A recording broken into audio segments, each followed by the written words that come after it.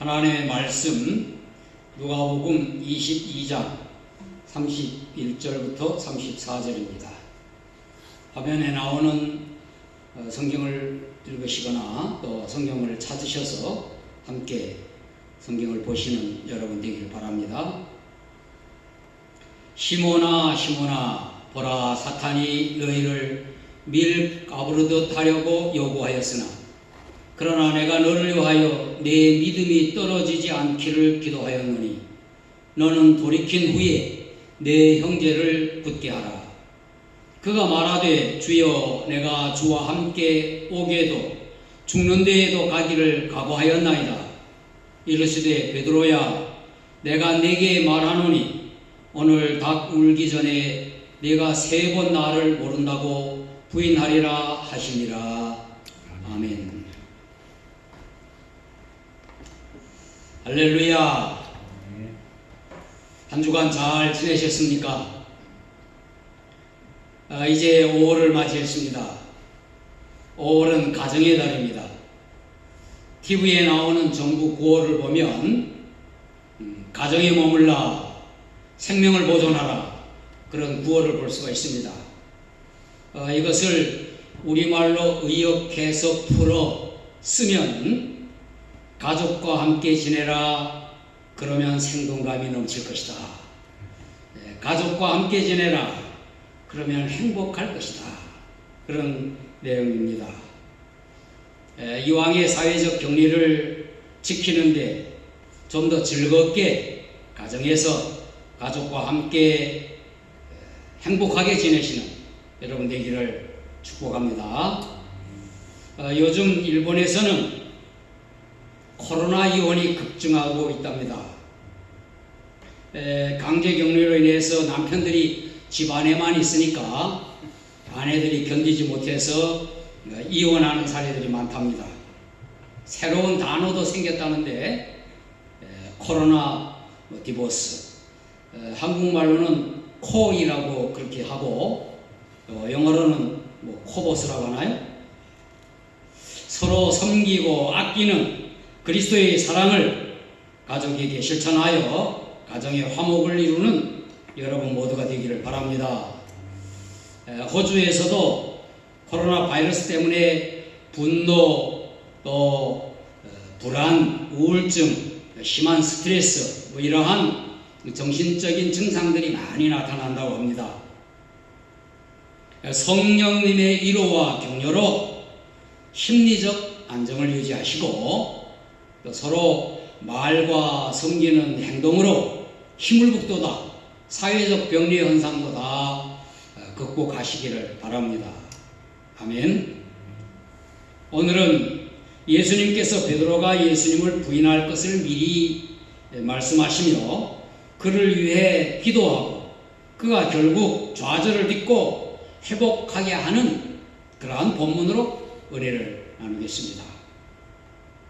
제목을 베드로를 굳게 하신 예수님, 우리말에 굳게 하다 하는 말은 별로 쓰지 않는데 제목을 그렇게 잡은 것은 예수님께서 베드로에게 말씀하신 너는 돌이킨 후에 내 형제를 굳게 하라 하는 제목을 이 말씀에서 제목을 정하였습니다. 굳세게 하라, 굳건하게 하라, 그런 말이죠. 예수님께서 마지막 만찬을 나누시면서 제자들 가운데 그럴 팔자가 있다, 그렇게 말씀하시니까 제자들이 그들 가운데 누굴까 수근수근 했습니다. 그리고 그들 중에 누가 크냐 하는 것으로 다툼이 일어났다고 했습니다. 아마 각자가 예수님을 팔자가 아님을 증명하려는 그러한 것일 수도 있습니다. 예수님께서 이때 섬기는 자가 큰 자라 그렇게 말씀하시면서 예수님 자신이 그들 가운데 섬기는 자로 계신다 그랬습니다. 그리고 그들은 예수님의 모든 시험 중에 항상 함께 한 자들이기 때문에 주님 나라에서 함께 먹을 것이고 12지파를 다스릴 것이라고 말씀을 하셨습니다.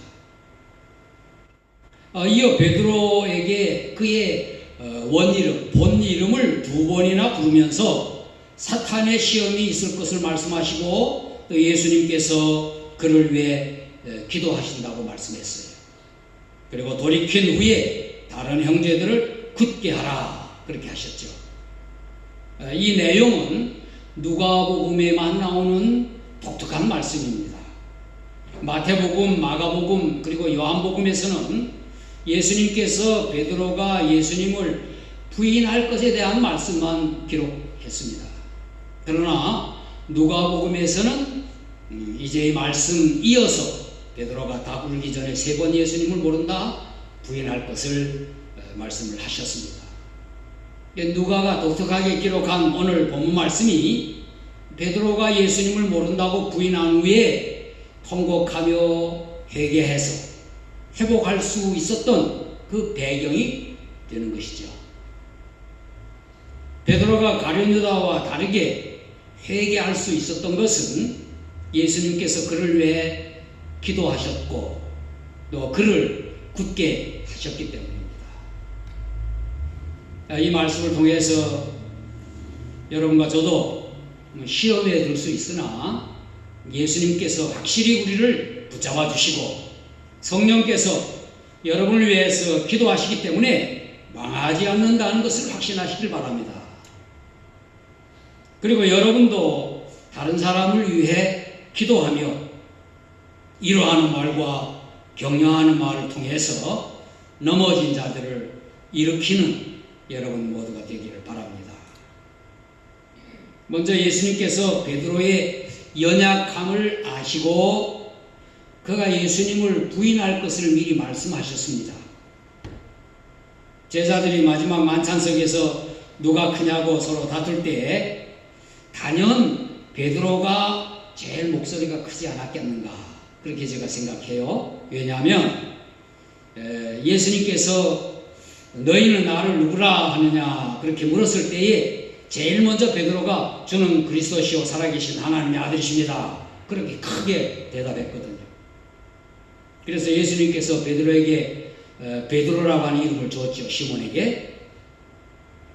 예수님께서 큰 자는 섬기는 자라고 하시면서 그가 섬기는 자로서 그들 가운데 함께 있겠다 하시는 그런 말씀하시면 그리고 베드로를 부르셨어요.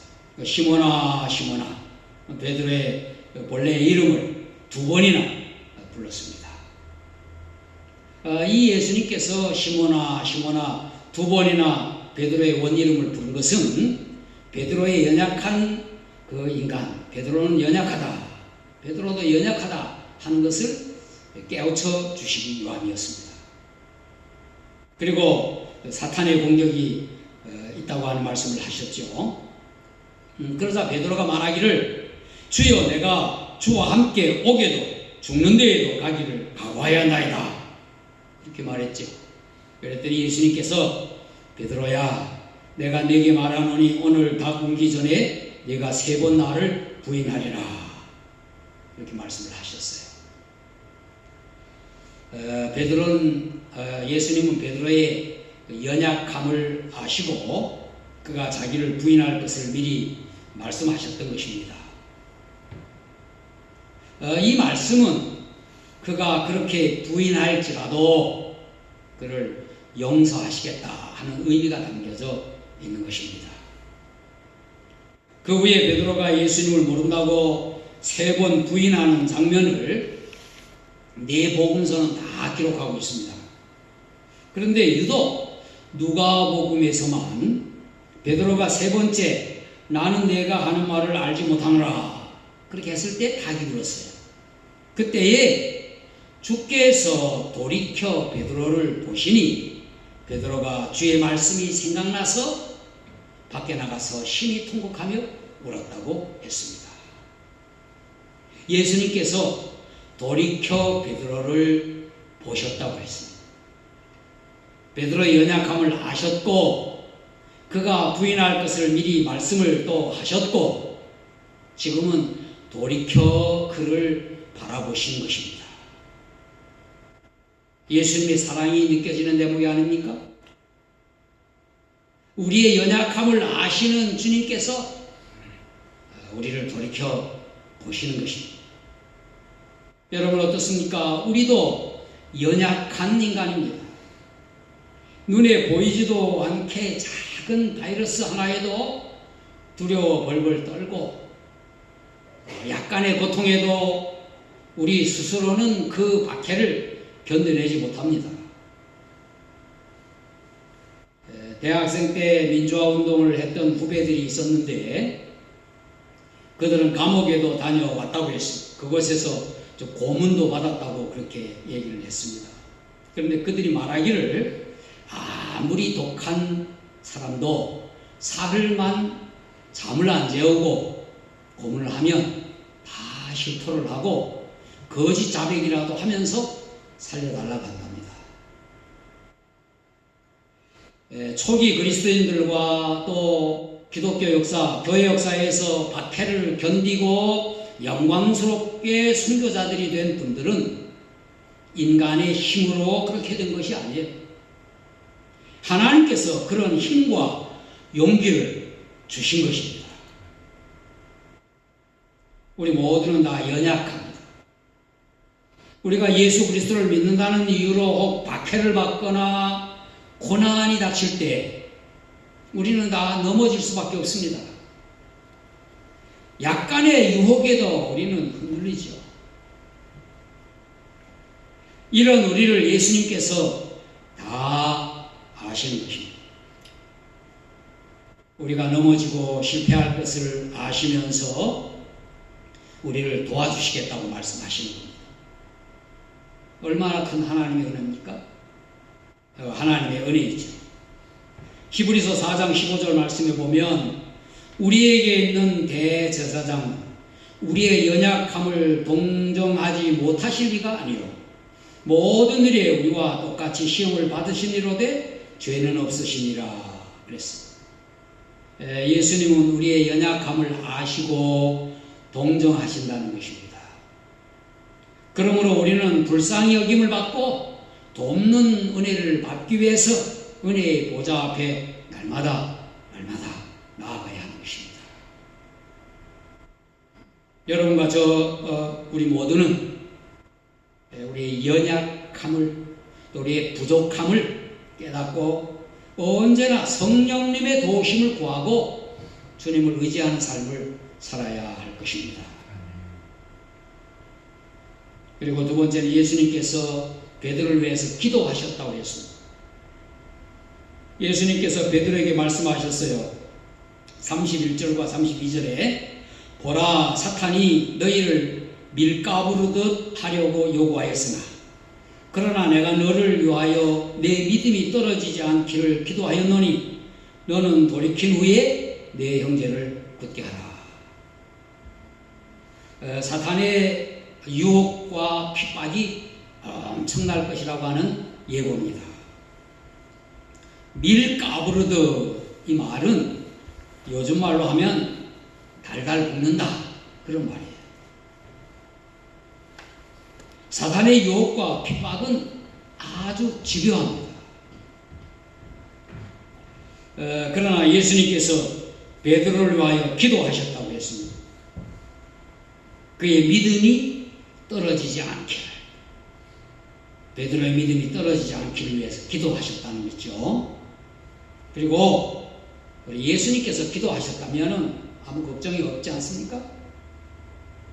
요한복음 17장에 보면은 예수님께서 제자들을 위하여 기도하신 내용이 나오고 있습니다. 15절에 보면은 내가 비옵는 것은 그들을 세상에서 데려가시기를 위함이 아니오 다만 악에 빠지지 않게 보존하시기를 위함이니이다. 예수님께서 제자들이 악에 빠지지 않게, 유혹에 넘어가지 않게, 핍박에 의하여 망하지 않게 보존하시기를 아버지 하나님께 기도하셨다고 했습니다. 히브리서에 보면 예수님께서 살아계셔서 항상 우리를 위해 기도하신다고 했습니다. 그러므로 자기를 힘입어 하나님께 나아가는 자들을 온전히 구원하실 수 있으니 이는 그가 항상 살아계셔서 그들을 위하여 간구하심이라 그랬습니다. 성령께서도 말할 수 없는 탄식으로 우리를 위하여 기도하신다고 했습니다. 로마서 8장 26절에 이와 같이 성령도 우리의 연약함을 도우시나니 우리는 마땅히 기도할 바를 알지 못하나 오직 성령이 말할 수 없는 탄식으로 우리를 위하여 친히 간구하시느니라. 아멘. 이 모든 말씀은 우리에게 주시는 위로와 격려가 되며 또 용서와 사랑이 담겨있는 말씀들입니다. 예수님께서 기도로 베드로를 굳게 하신 것처럼 여러분과 저를 굳게 하십니다. 성령께서 우리를 위하여 간절히 기도함으로 우리는 담대해질 수가 있는 것입니다. 또 성도들이 서로 위해서 기도함으로 우리는 믿음 위에 굳게 설 수 있죠. 서로가 위해서 기도할 때 우리가 굳건하게 믿음을 지킬 수가 있는 것입니다. 그리고 예수님께서 베드로가 돌이켜 동료를 굳게 할 것을 약속하셨어요. 예수님께서 자신감이 넘쳐 있지만은 그러나 연약한 베드로 그 모습을 보시고 그의 실패를 미리 말씀하셨어요. 그리고 그러나 사탄의 공격 앞에서도 그가 믿음이 떨어지지 않도록 그를 위해 기도하셨다고 했습니다. 그리고 난 다음 그가 돌이켜 형제를 굳게 하리라고 약속의 말씀을 하셨습니다. 성경 말씀은 약속과 명령으로 되어 있습니다. 약속은 믿음을 요구하고 명령은 순종을 요구하는 것이죠. 예수님의 말씀은 약속과 명령이 겸하여 있는 경우가 많습니다. 오늘 말씀 32절에 너는 돌이킨 후에 내 형제를 굳게 하라. 명령형으로 되어 있으나 이 말씀은 약속이기도 한 것입니다. 예수님께서 그렇게 해줄 것이다 하는 약속이죠. 사도행전 1장 8절에 보면 그거는 약속의 문형이지만 명령인 것과 같이 나와 있어요. 오직 성령이 너에게 임하면 너희가 권능을 받고 예루살렘과 온 유대와 사마리아와 땅 끝까지 이르러 내 증인이 되리라 하시니라. 약속으로 되어 있지만 이것을 우리는 명령으로 받는 것입니다. 그러므로 명령형으로 되어 있는 말씀들을 나를 통해서 이루실 하나님의 약속으로 믿으면 그 말씀이 능력이 되는 것입니다. 항상 기뻐하라, 범사에 감사하라, 서로 사랑하라, 마귀를 대적하라. 이 명령이죠. 이 명령어를 주님께서 우리에게 우리의 삶에서 약속으로 믿고 실행하시기 바랍니다. 그러면 기쁨과 감사가 넘칠 것이고 서로 사랑하게 될 것입니다. 마귀를 물리칠 수 있게 될 겁니다. 예수님께서 베드로에게 하신 말씀이 이와 같이 명령이었지만은 그가 돌이켜 형제를 굳게 하리라는 약속인 것입니다. 이 말씀이 베드로를 통곡하며 회개하게 하였습니다. 그리고 제자들 중에 맏형의 역할을 충분히 잘 감당하도록 했습니다. 초기 신약교회의 기초를 이루는, 초석을 이루는 이름 그대로 반석의 역할을 잘 감당하게 한 것이죠. 여러분과 제가 인간적으로 너무나 연약합니다. 자주 넘어지고 자주 실망합니다. 작은 고통에도 참아내지 못합니다. 이러한 우리를 우리 주님께서 너무나 잘 아시고 계십니다. 이러한 우리에게 주 예수 그리스도 우리 주님께서 함께 하십니다. 우리를 넘어짐에서 일으키실 뿐만 아니라 더 강하게 하셔서 형제를 굳게 하는 역할을 하게 하시는 겁니다. 베드로에게 주신 말씀은 여러분과 저에게 주는 말씀이기도 합니다. 내 형제를 굳게 하라. 우리는 서로서로 연약한 인간임을 고백합시다. 인정합시다.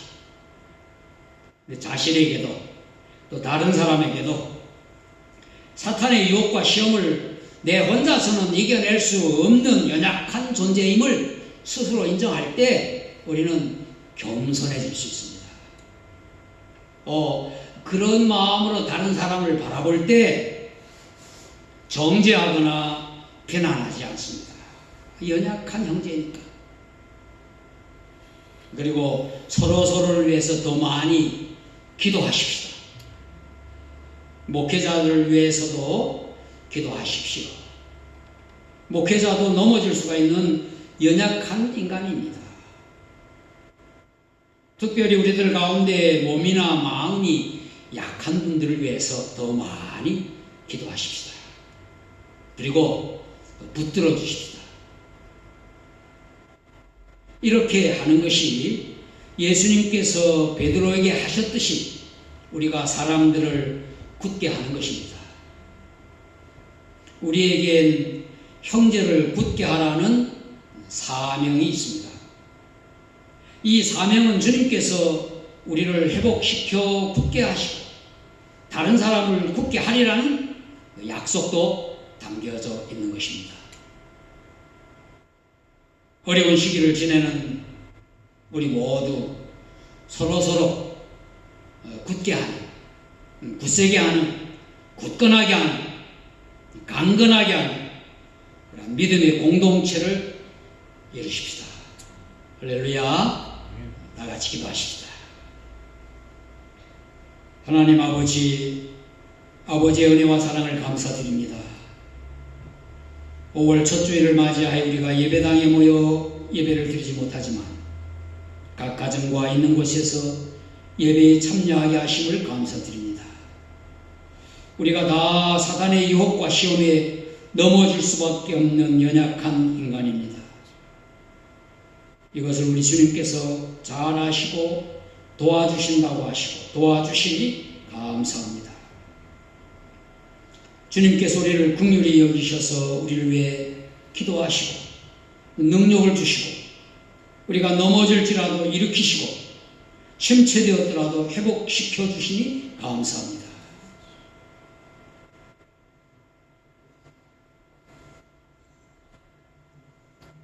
우리가 주님을 모른다고 부인할 때 주님께서 사랑의 눈으로 우리를 보시고 있다고 하는 것을 믿습니다.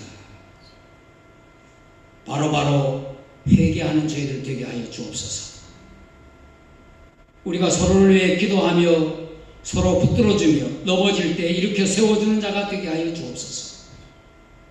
약한 자들이 넘어지지 않도록 굳게 하는 사명을 잘 감당하게 하여 주옵소서. 어려운 때를 지나는 우리 성도들이 서로 격려하며 힘을 얻게 하여 주옵소서. 우리 교회가 믿음의 공동체, 소망의 공동체, 사랑의 공동체가 되게 하여 주옵소서. 믿음의 주요 온전케 하시는 예수 그리스도의 이름으로 기도하옵나이다. 아멘.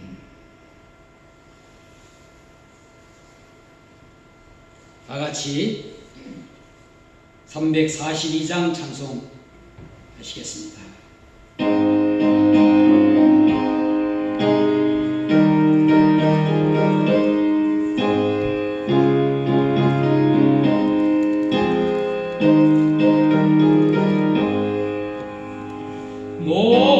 시험을 당해 죄 짓지 말고 너 용기를 다해 곧 물리치라.